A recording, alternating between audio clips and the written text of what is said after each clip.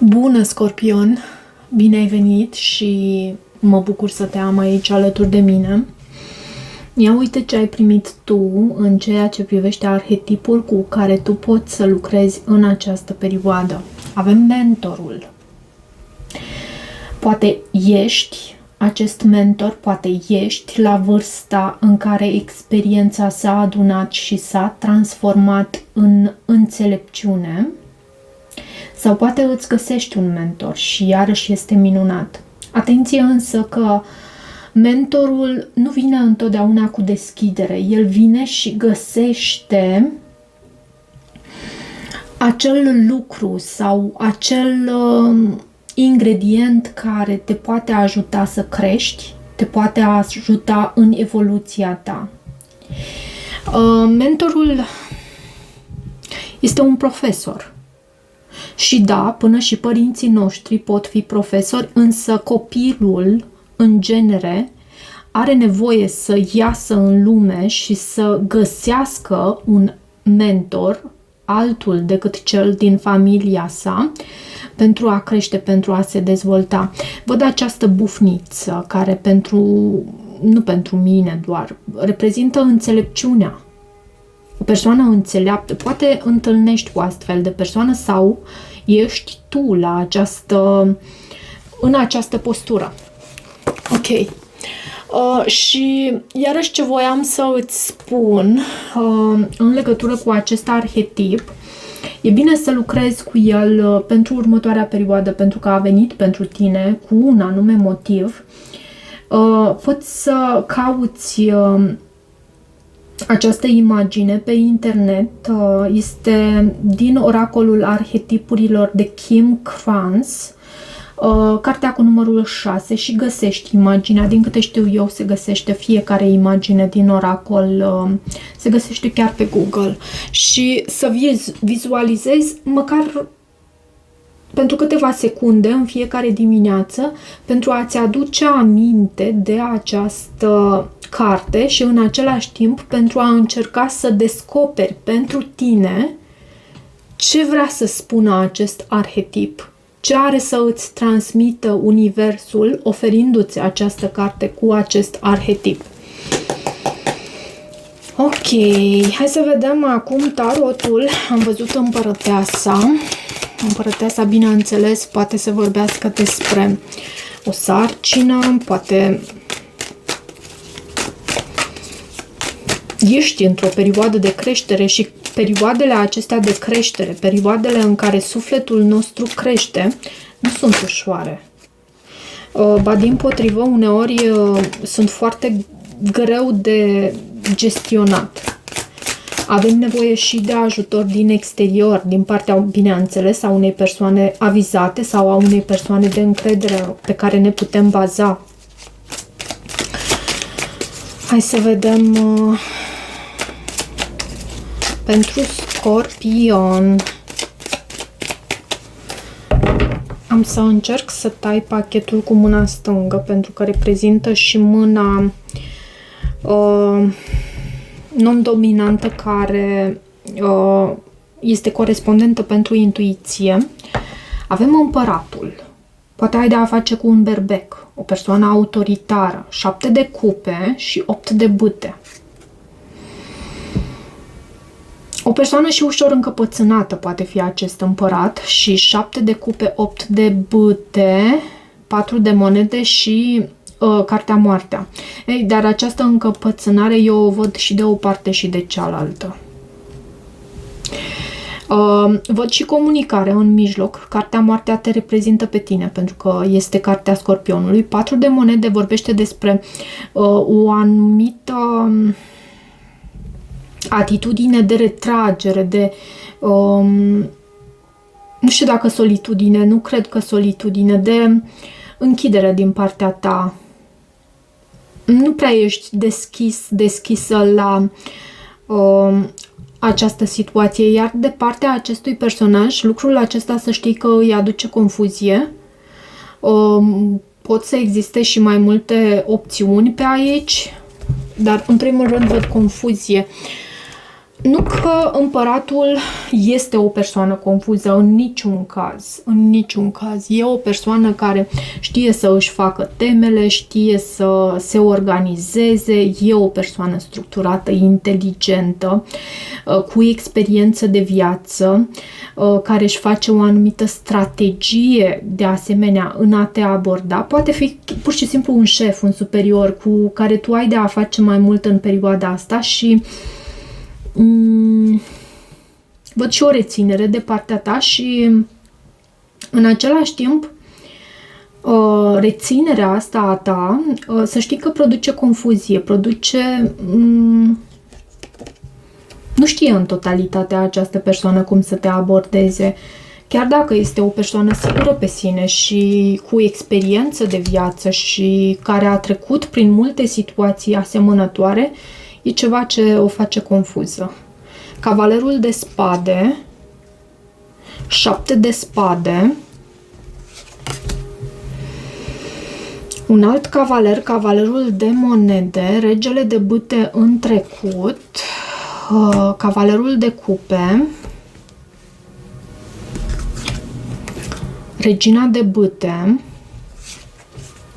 8 de spade, foarte interesant, a venit tocmai în sfatul pentru tine, asul de monede, faetonul și regina de monede.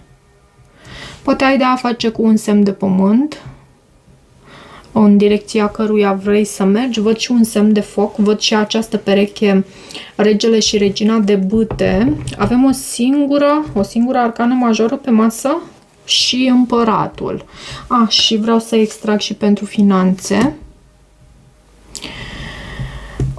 Avem regina de spade pentru finanțe în planul acesta financiar. Tu cred că ai și parte de claritate mentală. Poate ai de a face cu un coleg, o colegă, cineva într-un semn de aer, o persoană inteligentă, sau poate ești chiar tu această energie, sau ți se cere ție să intri în această energie pentru a distinge ce ai de făcut în privința planului acestuia financiar. Nu e nici de rău, nici de bine. Vom vedea când vom clarifica. Sper să nu uit, pentru că acum îmi dau seama, la balanță nu am clarificat. Și de ce cavalerul de spade aici, în situația de față? Cavalerul de spade anunță comunicare, poate să anunțe și claritate mentală, o anumită acțiune. Și uite, este clarificat de cavalerul de spade. Și Marea Preoteasă. Poate că există... Și știi cum mă uit acum pe masă și văd aceste cărți? Văd regele de bâte în trecut, regina de bâte în viitor și acest cavaler de spade merge înspre acest rege de bâte, iar celălalt merge înspre această regină de bâte. Cumva, eu cred că este vorba despre comunicare. Posibil tu să fii într-o energie de foc în următoarea perioadă sau dacă ești energia masculină, ai fost într-o energie de foc. Și e vorba despre comunicare între tine și o altă persoană. Însă e ceva ce se întâmplă în ascuns, pentru că avem 7 de spade. 7 de spade vorbește despre o astfel de energie, ceva ce se întâmplă în ascuns, e în provocare. Vorbește și despre a înșela așteptări, despre a fura. Și a fura nu înseamnă doar să furi obiecte sau bani. A nu fi onest. Uite, văd această regină de bâte. Din nou. Poate există și o energie karmică. O a treia energie. Avem și diavolul. Diavolul vorbește despre dorință, despre... dorință din aceea carnală, despre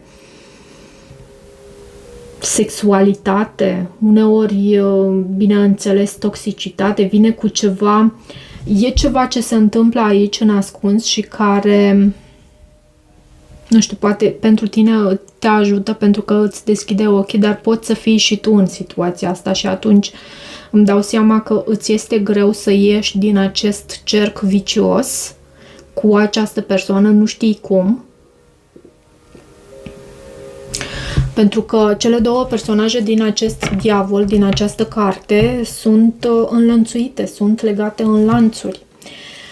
În subconștientul tău avem cavalerul de monede și cavalerul de monede, bineînțeles, vine cu lentoare, dar și este și o persoană de încredere. Poate ai de a face cu un semn de pământ sau ai tu pământ pe harta natală, Taur, Fecioară, Capricorn, văd și steaua.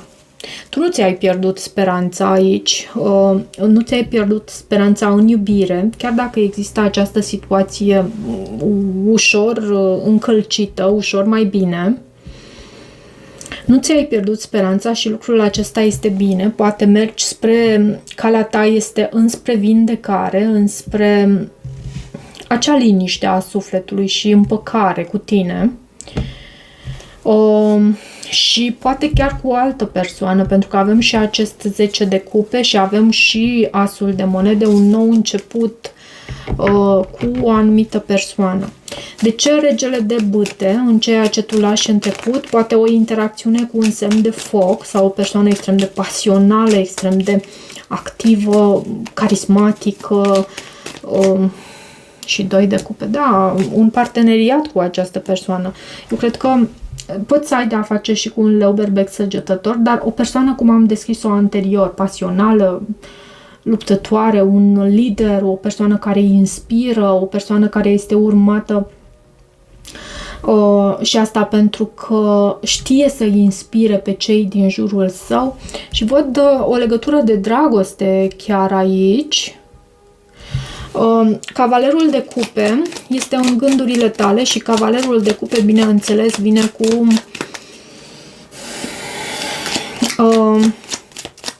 o ofertă de dragoste, te poate reprezenta și pe tine sau o altă persoană, un alt semn de apă. Nu cred că este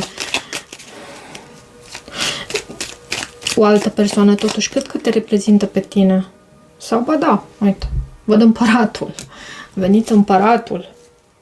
Împăratul acesta. Poate ai de a face cu un berbec. Și văd din nou acest 10 de cupe la baza pachetului și am tot amestecat pachetul de mai multe ori. Poate ai de a face cu un berbec sau energia masculină divină, persoana aceea, acea persoană care, da, uneori poate să fie și mai dificilă în sensul că este și foarte încăpățânată și autoritară, dorește foarte mult să dețină controlul și când vine vorba despre control într-o relație, deja lucrurile pot să devină toxice. De ce, regina de... Pentru că fiecare dintre noi avem nevoie să simțim că suntem autonomi și capabili și liberi. Fiecare dintre noi e valabil pentru fiecare dintre noi. Și când vine cineva și spune face așa, că așa zic eu, ia ca apar scânteile. De ce regina de bâte în viitorul apropiat?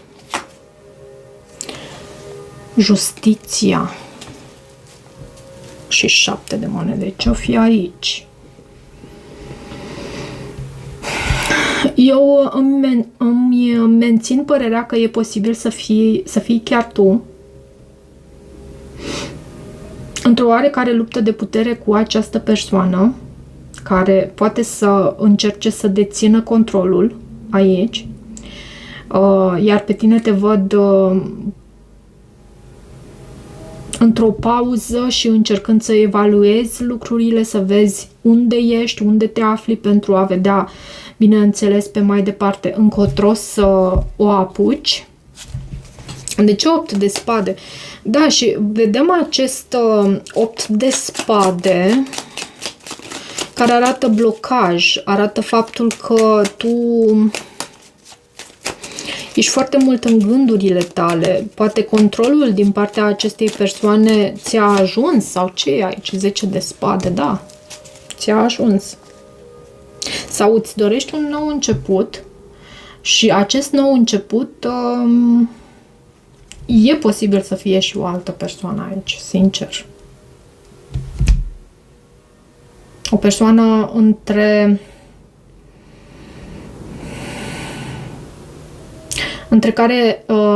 între acest împărat și această persoană e posibil chiar să existe un contract.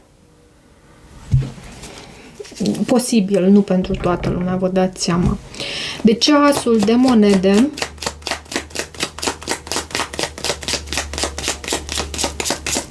Asul de monede este în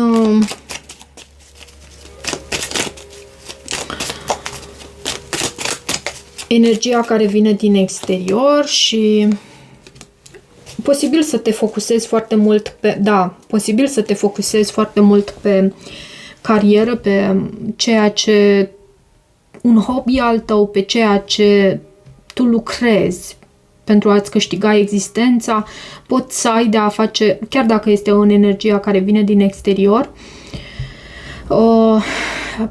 Văd aici faptul că cineva este preocupat foarte mult de carieră, de bani, de un nou început pe finanțe și pleacă din această dinamică pentru că e ceva dezamăgitor aici la mijloc. Și avem și faetonul în Frica sau speranța ta și faetonul, bineînțeles, vorbește despre o plecare, despre distanță, despre a te pune în mișcare. Ce este cu acest faeton? Turnul. Cineva a plecat. Cineva a plecat. Posibil persoana din preajma ta sau tu te-ai hotărât să pleci, deși simt aici că e posibil ca această persoană să fi plecat și lucrul acesta pe tine să te fi pus la pământ. Regina de monede este în rezultatul posibil obținut și regina de monede, bineînțeles, vorbește despre și 4 de bâte. Este cartea soției, regina de monede și luna.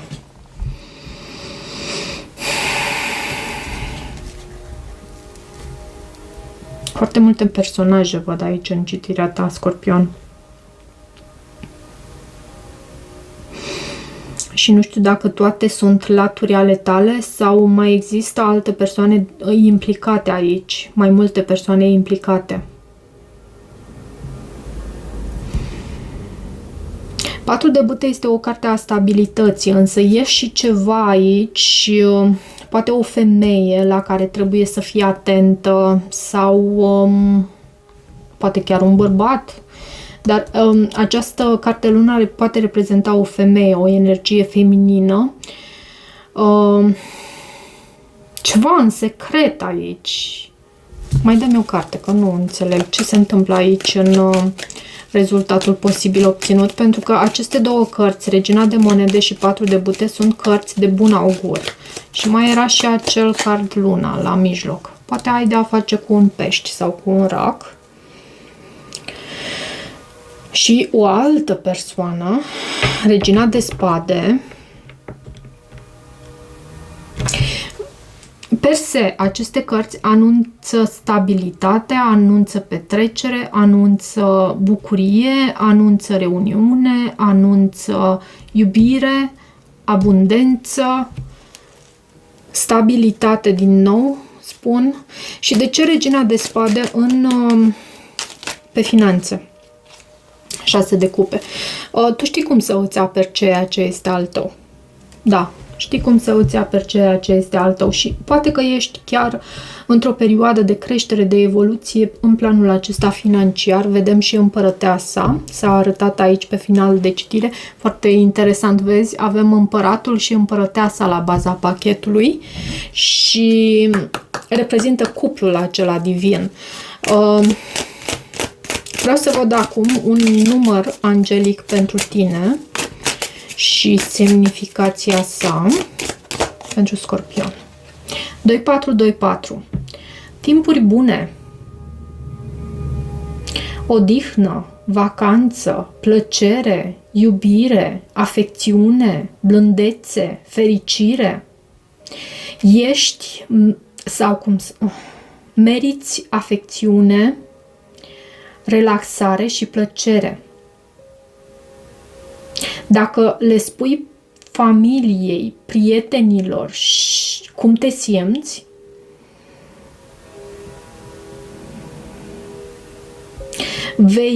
îți vei da seama că toți sunteți pe aceeași pagină și că puteți lucra împreună într-un mod eficient.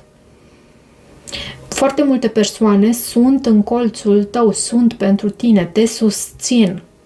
Dacă tu împărtășești iubire, aceasta își va găsi calea înapoi înspre tine într-un multiplicat, de fapt.